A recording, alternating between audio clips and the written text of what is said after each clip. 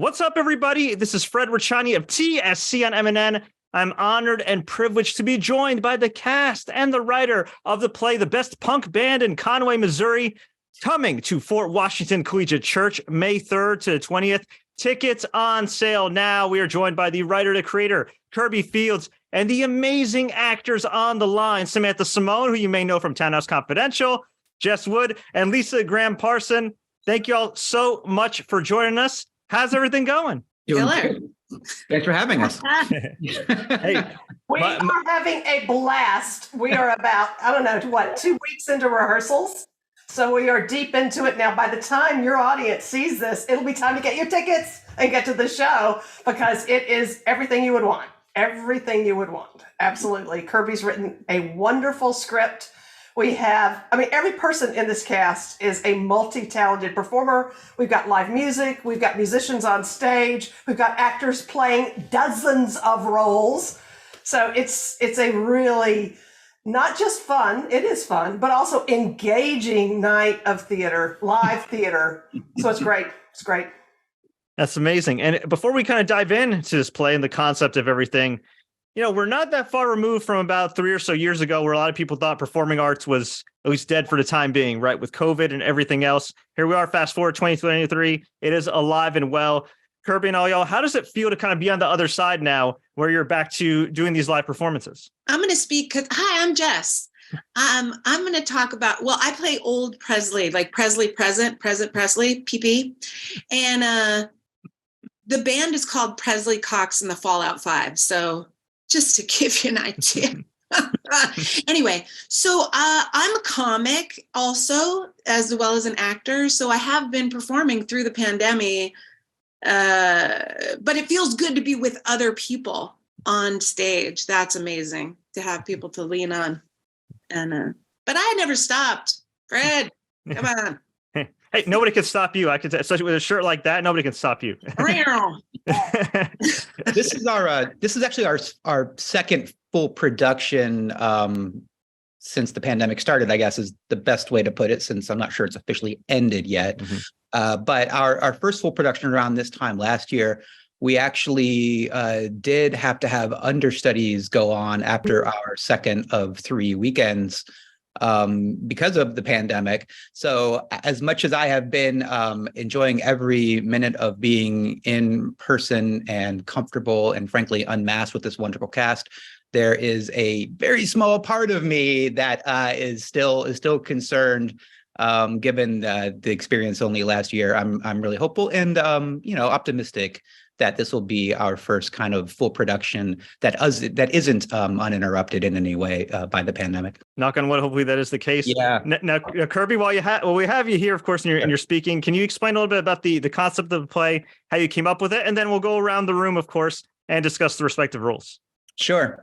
Ahead of the first day of rehearsal, I actually checked out the original document of this play on my computer, and I was actually a little surprised to learn that I think I began this play in late May of 2014. Wow. So it's nearly 10 years old. What happened, though, it was a very conventional, straightforward play about a young girl named Presley Cox growing up in the Midwest who desperately wanted to get out and saw kind of punk rock as her outlet. It was a conventionally told in terms of like scene. And honestly, about 3/4 of the way through that thing, I just kind of lost interest with it, to be honest with you. I loved Presley, but I thought it was a little meandering. I read a lot of rock and roll biographies, for lack of a better way to put it. Watch a lot of documentaries about the genre. I was reading an oral history, as I often do, this one called Meet Me in the Bathroom, a couple of years ago.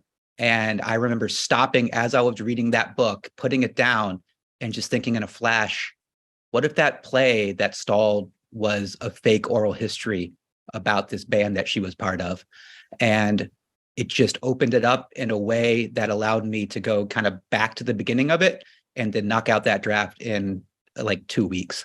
The quick version of it is a fake oral history about a fictitious punk band in 1988 in the Midwest.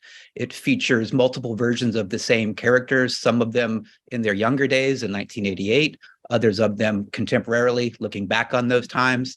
Sometimes their memories agree with one another. Sometimes they disagree with one another. And the town of Conway, in a very kind of choral way, becomes also a driving force in the play. It also features 3 original punk songs played live by the cast on stage. Wow, that sounds fantastic. Definitely can't wait to check that out. Once again, the best punk band in Conway, Missouri, May 3rd to May 20th at the Fort Washington Collegiate Church, right here in New York City. Tickets available now. Now let's go around the virtual room. Let's welcome back Sam. Sam, can you tell us how you got involved with this play and a little bit about your roles without giving too much away? Absolutely. So funnily enough, this may have been one of the last things I did in 2020. We did a reading of the script for the same theater company back then, and I was a part of the reading, and originally was really drawn to the play because I'm an emo kid. So it's like different but similar, in the sense that like my music tastes were really different growing up, and I found a lot of comfort in being around people like me, which I think is a driving message in the play. So when I saw this coming back around to audition now, I was like, oh my God, I wonder if it's the same play. And it was, and like submitted the old fashioned way on Actors Access, and got called in, and yeah, it's been really, really fun. But it's been really nice to come back to it 3 years later after this whole pandemic has happened, and to be a part of the community again. And my roles, I'm one of the fun actors who plays like 20 roles. So one was, like Lisa mentioned in our little chat before, I play a character called the Blue Meanie, which is a radio personality. And then I also play the young versions of some of these characters, like a young punk. I play a little underaged punk at some points. Yeah, there's just lots of fun characters that I pop in and out of. Very fun to play like an actor roadie type part. Very cool. Very cool. And Lisa, can you tell us about how you got involved in your roles? Absolutely. I mean, minus the being part of the reading, a lot of my story parallels what Sam just said.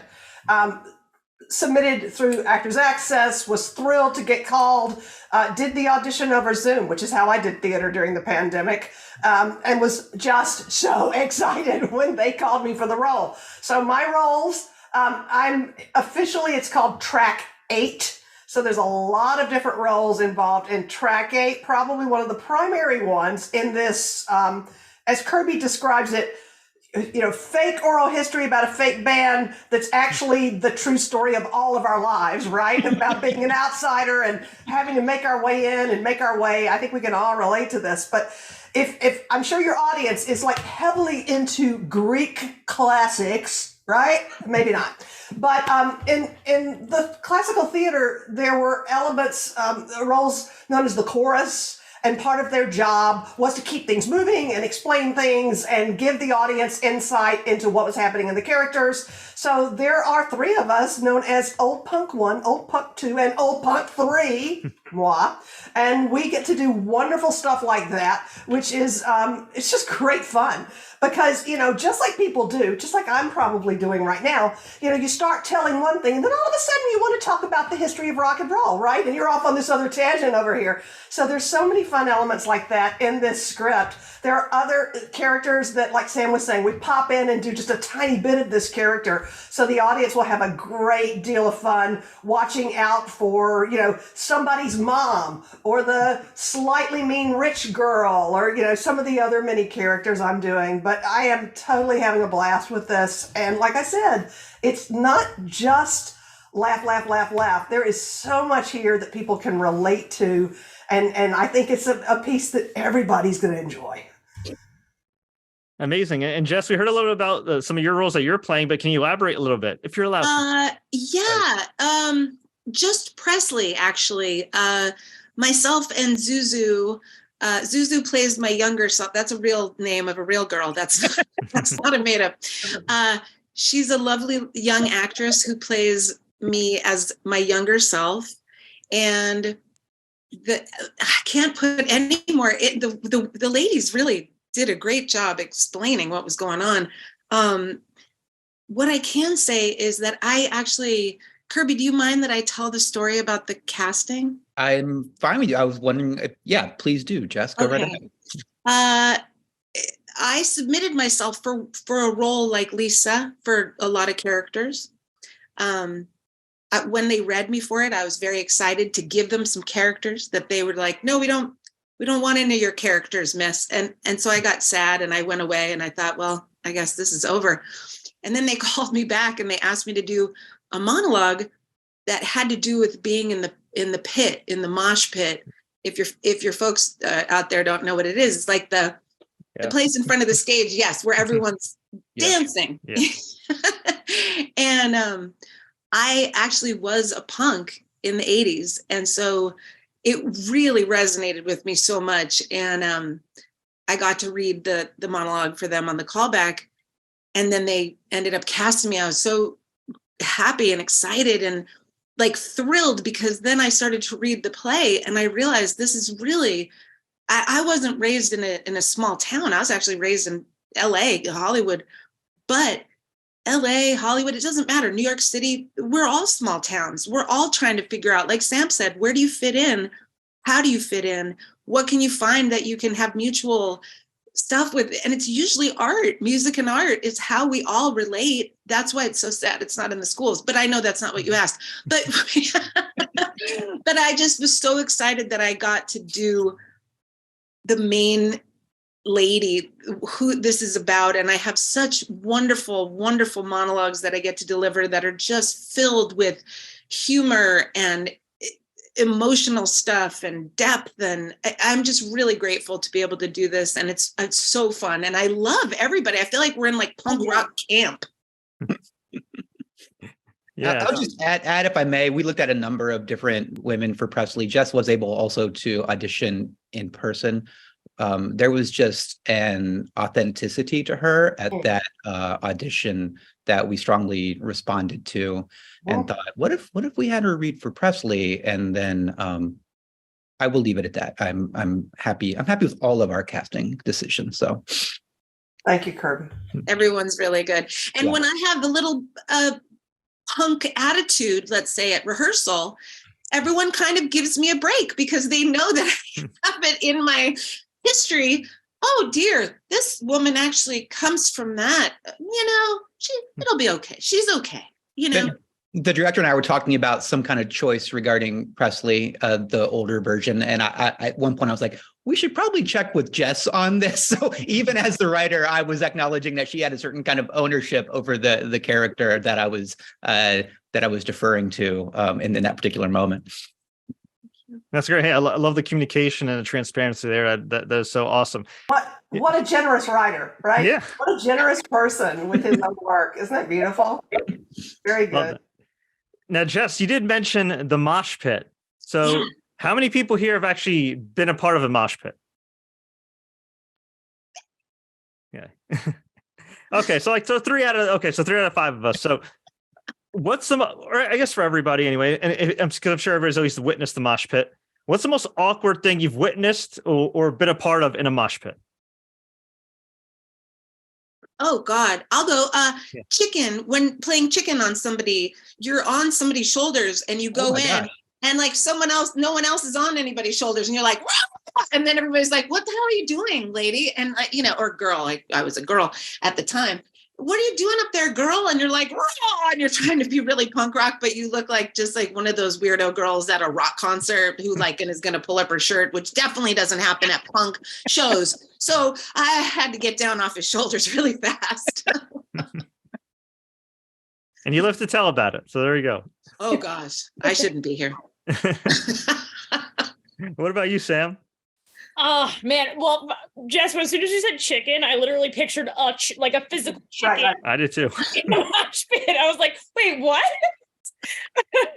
I think so. The one I was a part of was I went to Bamboozle because music festivals are my jam. But it was on the beach and it was awkward because like while you're trying to do this, there's also like waves and sand and water. Like, it was just the pure physics of the whole thing was really, really uncomfortable. And Kirby, how about you? Sure. My most recent mosh pit experience was probably early 2010s. I saw a kind of cobbled together reunited version of Black Flag at the Warsaw in Brooklyn. I knew they weren't, the authentic Black Flag, but I want to hear those songs live. And the audience was, predominantly middle-aged folks like me. And I will say that one thing that was nice about that mosh pit, not to give too much away from the play, but I think we incorporate, is that when people fell down in that mosh pit, as us old dudes did, someone was always there to lend a hand and pick them back up and to keep it going. So I know there's a lot of people working out aggressions and expressing themselves in with a little flair down there in the pit, but there's also a care for one another in there as well. So that whole communal aspect of that scene really was something that stuck with me from that show. I love that. By the way, that was the last time I was in it. Like the last time I was watching it, but like I don't think I'm going to get back into one anytime soon. I don't blame you. I don't think you'll get like as many nice crowds as that one, right? Usually somebody busts their ass and there's Yeah, no, it was good. Awesome. And Lisa, it sounds like you and I are like the only bystanders. So have you witnessed anything wacky in the pit or at a concert that you've attended, a punk concert? Yeah, I mean, I'll end up dating myself or something crazy like that. But I did go to CBGB's when it was CBGB's. So, I mean, that's probably enough said right there. But, it wasn't a mosh pit. It was just a music venue. And, pretty decent music as well. But yeah, I guess with this group of people, it's more that, maybe not so much, my punk bona fides may not be as bona fide as some on the call, but I play a punker on TV, so, or best punk band in Conway. So that's my bona fides right there. All right, there you go. And just curious too, and if you don't know, that's fine. But I see that it's going to be running May 3rd to the 20th. Any plans to take this to other venues in New York or any other cities at some point, or for now, is it just kind of New York in this general run? I would say any producer who is listening to this and would like to come check it out and take us on the road, they are more than welcome to do so. All right, there you go. You heard it from Kirby himself. Awesome. Awesome. And quit chatting on another high note. Why should people check out the best punk band in Conway, Missouri? Kirby, we'll start with you. Oh, don't start with me. Two things here. One, I truly believe it is a unique theatrical experience, unlike anything people have seen before. I'll go ahead and say it right now. Why not? Unique theatrical experience, unlike anything people have seen before. It has elements of things that but it is a unique beast of its own. The other thing I would say is that as a writer, it happens rarely, but there's a moment when like the story that you started with becomes everybody's. It is as much the members of this cast as it is Rachael, our directors, as it is our various designers. Not only is it a unique theatrical experience, but this show can only be put up by these people on these particular nights, which is why you do not want to miss it. Absolutely. Awesome. Lisa?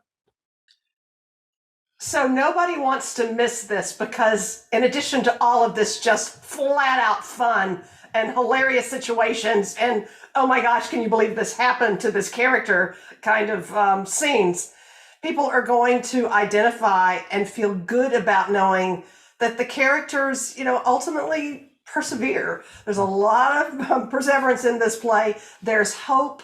There's music, which I think can give us even more hope and camaraderie and joy. And I think that's all the reasons people should come. Amazing. Jess? I would say, well, everything that everyone said so far for sure.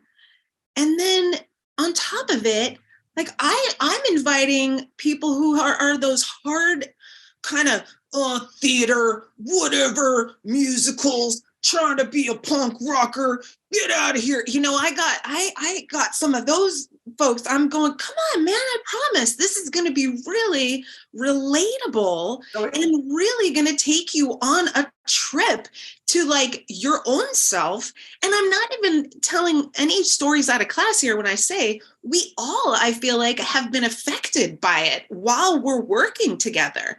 I feel like it's affected all of us in funny different ways where it's like a quilt almost, like we're all these pieces that are kind of getting sewn together just with this script, this dialogue, this direction. It's so personal, and yet it's everybody's story. It's wild, man.